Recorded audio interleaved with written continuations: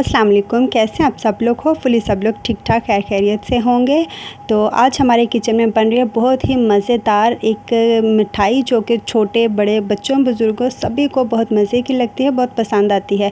आज मैं आप लोगों के साथ एक मज़ेदार सी बर्फ़ी की रेसिपी शेयर करने वाली हूँ जो कि विदाउट मिल्क, विदाउट खोया, विदाउट कंडेंस्ड मिल्क, बिना कोई पैसा ख़र्च किए, नो मैदा, जो कि बहुत ही आसान तरीके और जल्दी बनने वाली है। तो चलें फिर स्टार्ट करते हैं आज की अपनी रेसिपी। तो उसके लिए सबसे पहले तो मैंने अपने फ्रीज़र में से जितनी भी मैंने मलाई इकट्ठी की हुई थी ना वो निकाल ली, और ये मलाई ना तकरीबन 20 या 22 दिनों की इकट्ठी की हुई है। तो आज हम इसी से ही बर्फ़ी बनाएंगे। तो ये बिल्कुल स्टार्ट से दिखाने का मकसद भी यही है, कहीं आपको लगे ना कि मैंने दूध इस्तेमाल किया है, मैंने कोई खोया इस्तेमाल किया है। दूध और खोए और मैदे के बगैर भी हम ये बर्फ़ी बहुत आसान तरीके से घर में बना सकते हैं। अच्छा, यहाँ पे सबसे पहले मैंने ये किया था कि जितनी भी मलाई इकट्ठी हुई थी ना उसका मैंने मक्खन निकाल लिया था, मक्खन को सेपरेट कर लिया, और उसका जो लेफ़्ट ओवर बचा था ना वही हमें चाहिए, उसको हम फेंकेंगे नहीं, उसी से ही हम आज ये बर्फ़ी बनाएंगे। तो अच्छा, यहाँ पे मैं आप लोगों को एक बात क्लियर कर दूँ कि मैंने जितनी भी मलाई से ये मक्खन निकाला था ना, मलाई को ही डायरेक्ट ग्राइंड किया था। इसमें मैंने कोई पानी नहीं डाला, कोई दूध नहीं डाला।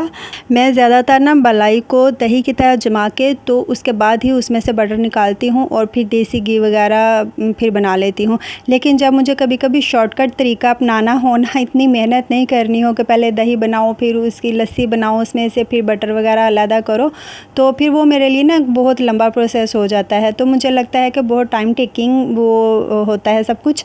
तो जब कभी मुझे बहुत जल्दी जल्दी में करना हो ना, तो इसी तरह डायरेक्ट मलाई को ही ग्राइंडर जग में डाल के तो उसका फिर मैं मक्खन वगैरह निकाल लेती हूँ। तो आज भी मैंने ऐसे ही किया था, इसी मलाई में से ही बटर और दूध को सेपरेट कर लिया, बटर का मैंने बना लिया था घी, और इस मलाई का जो लेफ़्ट ओवर बचा है ना उसी से ही हम आज बर्फ़ी बनाएंगे। तो देखें जी, ये है वो दूध जिसका इस्तेमाल आज हम करेंगे। अच्छा, जब पहले मैं कभी इस तरह मलाई में से मक्खन निकालती थी ना तो इस चीज़ को मैं डिस्कार्ड कर देती थी, और मुझे इतना दुख होता था कि मैं खाने पीने वाली चीज़ों को इस तरह नालियों गटरों के हवाले कर देती हूँ। और फिर उसके बाद मैं काफ़ी टाइम तक सोचती रहती थी कि कहीं मेरा अल्लाह ना मुझसे नाराज़ हो जाए कि जो चीज़ उसने हमें खाने पीने के लिए दी है उसको हम इस तरह ज़ाया कर देते हैं। और उसके बाद मैंने इस पर काफ़ी एक्सपेरिमेंट किए, फिर कहीं जाके ये रेसिपी मुझे मिली थी। इस लेफ़्ट ओवर से कभी मैं खीर बना लेती थी, कभी कस्टर्ड बना लेती थी, कभी इसको गाजर के हलवे में डाल लेती थी, इवन के इसका मैं खोया भी बना लेती थी। इस चीज़ से ना मैंने काफ़ी मीठे बनाए थे। लेकिन इससे जब मैंने फ़र्स्ट टाइम बर्फ़ी बनाई ना तो अच्छी थी, मज़े की थी, लेकिन जिस तरह एक दानेदार सी बर्फ़ी हम किसी बहुत बड़ी स्वीट शॉप से लेके आते हैं ना, उस टाइप का इसमें से टेस्ट नहीं आया था। तो खैर वो एक्सपेरिमेंट भी मेरा सक्सेसफुल रहा था, लेकिन इतने मज़े की नहीं थी। नेक्स्ट टाइम फिर मैंने इस पे एक और एक्सपेरिमेंट किया, और उसके बाद तो ये रेसिपी मेरी फ़ेवरेट हो गई। मेरी फैमिली में भी काफ़ी लोगों को ये पसंद आया था। हालांकि मैंने उनके साथ ये सीक्रेट अपना शेयर नहीं किया, अब इस वीडियो से उनको पता चल जाएगा कि मैं ये बर्फ़ी कैसे बनाती हूँ। तो चलें जी, शुरू करते हैं फिर अपनी रेसिपी। जितना मेरे पास ये दूध है उस हिसाब से मैंने बर्तन ले लिया। इसके लिए खुले मुंह का बर्तन लेना होता है, तो मैंने इस तरह का एक फ्राइंग पैन ले लिया, उसको चूल्हे के ऊपर चढ़ा दिया और सारा दूध उसमें शामिल कर दिया। जितना भी उसके नीचे गाढ़ा गाढ़ा पेस्ट था वो भी उसी में शामिल कर दिया, और साथ ही मैंने इसमें चीनी ऐड कर दी। चीनी मैंने इसमें तकरीबन 6 से 7 टेबल स्पून ऐड किए हैं। अगर आप लोग मेरी इस रेसिपी को देख के इस तरह बर्फ़ी बनाएंगे ना तो आप अपनी मर्ज़ी के हिसाब से शुगर इसमें एडजस्ट कर लीजिएगा। यहाँ मैं आप लोगों से रिक्वेस्ट करूँगी कि इस वीडियो को कंप्लीट वॉच कीजिएगा, इसको स्किप बिल्कुल भी मत कीजिएगा, क्योंकि इतनी अच्छी, इतनी आसान, इतनी मज़ेदार और इतनी सस्ती रेसिपी आप लोगों को पूरे यूट्यूब पे कहीं नहीं मिलेगी। तो इसलिए फिर इसको फुल वॉच करना तो बनता है। और उसके बाद अगर वीडियो पसंद आ जाए तो एक कदर लाइक भी कर दीजिए, और जो कि यहाँ पे न्यू है वो मेरे चैनल को सब्सक्राइब भी कर दे। और यहाँ पे मैं आप लोगों के साथ अपनी एक और सक्सेस शेयर करने वाली हूँ। मेरे चैनल पे 1K सब्सक्राइबर्स कंप्लीट हो चुके हैं, बस मेरा चैनल का वॉच टाइम अभी तक कंप्लीट नहीं हो रहा। तो अब मैं अपनी हर वीडियो में आप लोगों से रिक्वेस्ट करती हूँ कि मेरी वीडियो को फुल वॉच किया करें, स्किप बिल्कुल भी मत किया करें, ताकि मेरा ये वॉच टाइम का क्राइटेरिया भी कंप्लीट हो जाए और इसके बाद फिर मैं अपना चैनल मोनेटाइज़ करवा सकूं। तो यहाँ साथ ही देखें जी, घी तो बन गया था, उसको मैंने छान भी लिया। अब जो घी का लेफ़्ट ओवर है ना, इसको भी हम फेंकेंगे नहीं, इसका भी इस्तेमाल हम आज अपनी इस रेसिपी में करेंगे।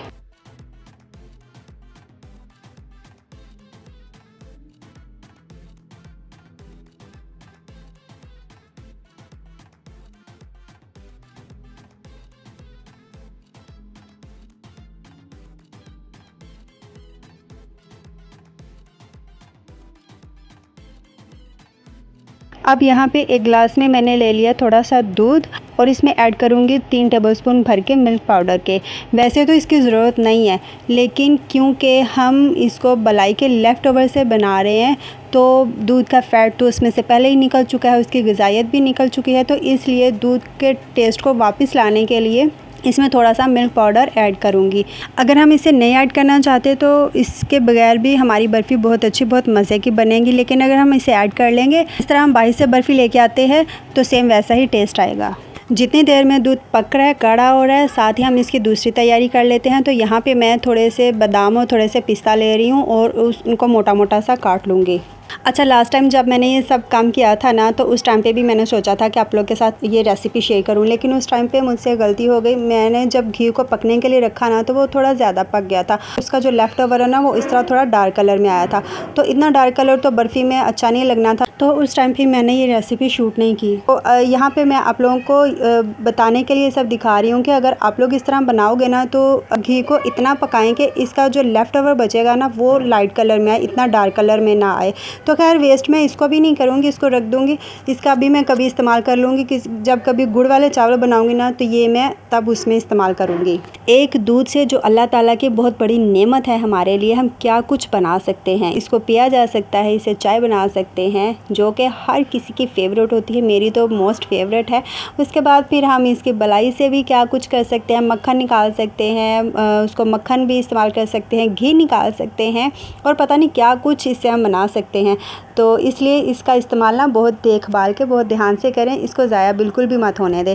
तो देखें जी, दूध हमारा जो है वो अच्छा खासा गाढ़ा हो चुका है। इस स्टेज पे मैं इसमें शामिल कर रही हूँ थोड़ा सा इलायची पाउडर। आप इसको साबुत इलायचियाँ भी इसमें डाल सकते हैं, लेकिन मुझे वो जब कोई भी मीठा मैं खा रही होती हूँ ना, तो मुझे जब उसके दाने आते हैं ना, तो एकदम इतना स्ट्रॉन्ग फ्लेवर आ रहा होता है इलायची का, तो मुझे कोई इतना ख़ास अच्छा नहीं लगता। तो मैं हमेशा मीठे में इलायची का पाउडर ही इस्तेमाल करती हूँ। तो साथ ही इसमें शामिल कर देंगे घी का लेफ़्ट ओवर, और उसके बाद इसको अच्छी तरह से मिक्स कर देंगे। तो यही है जो वो सीक्रेट, वो एक्सपेरिमेंट जो मैंने फ़र्स्ट टाइम के बाद जब सेकंड टाइम बर्फ़ी बनाई थी ना, तो उस पे किया था, और इसके साथ ही मेरी बर्फ़ी इतनी अच्छी, इतनी मज़े की, इतनी आउट क्लास बनी थी ना कि सब लोगों को बहुत पसंद आई थी। अच्छा, बर्फ़ी में जो एक मखसूस दाना होता है ना, जो हमें फ़ील होता है कि खोया इसमें डला हुआ है, तो बस ये जो घी का लेफ़्ट ओवर है ना, ये वही टेस्ट, वही लुक हमें देगा इस बर्फ़ी में।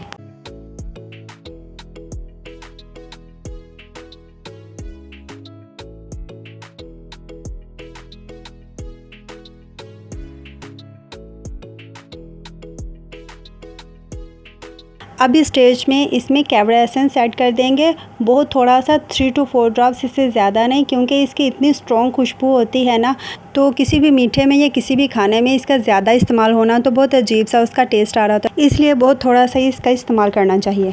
ऑलमोस्ट हमारी बर्फ़ी का बैटर रेडी हो चुका है। इससे ज़्यादा हम इसे नहीं पकाएंगे। जब इस तरह सारा बैटर इकट्ठा होना शुरू हो जाए तो समझ जाएं कि बर्फ़ी डन है। इससे ज़्यादा पकाएंगे ना तो ये बहुत गाढ़ा हो जाएगा, बहुत हार्ड हो जाएगा। जब उसके बाद फिर जब हम बर्फ़ी को सेट होने के लिए रखेंगे ना, तो बहुत सख्त वाली बर्फ़ी हो जाती है। तो इतनी सख्त बर्फ़ी फिर खाने में भी अच्छी नहीं लगती। बर्फ़ी सॉफ्ट हो तो वही अच्छी लगती है खाने में। बर्फ़ी को सेट करने के लिए कोई भी बर्तन का इस्तेमाल कर सकते हैं। मैं यहाँ पे स्क्वायर शेप में पिज़्ज़ा पैन ले रही हूँ, क्योंकि उसके बाद इसकी फिर कटिंग करने में, इसके पीसेस करने में मुझे बहुत आसानी रहेगी। मोल्ड में सबसे पहले ड्राई फ्रूट्स की लेयर लगाएंगे, उसके बाद बर्फ़ी का जितना भी बैटर है वो सारा उसमें ट्रांसफ़र कर देंगे।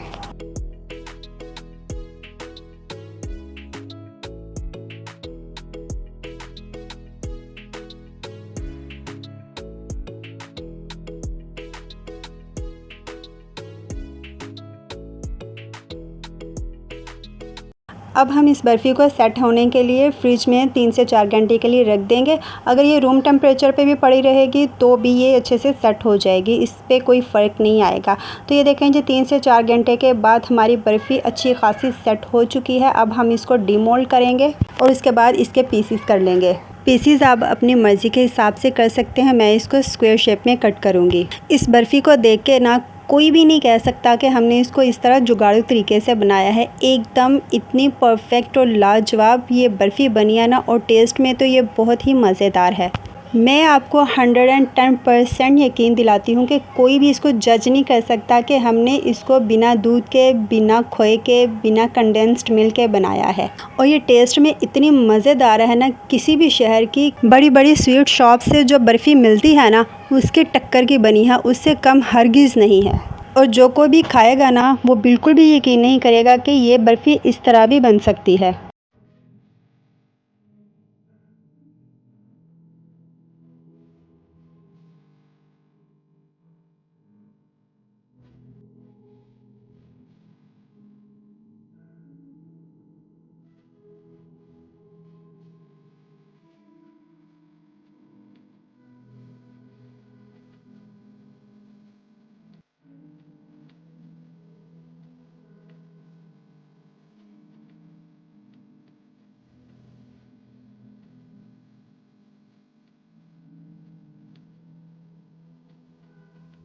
तो चलें जी, अब इसको टेस्ट करने की बारी है। टेस्ट करते हैं कि ये कैसी बनी है। ख़ैर ज़ायके में तो ये मज़ेदार है, ये तो मैंने आपको वीडियो में पहले ही बता दिया है, इसमें कोई शक नहीं है।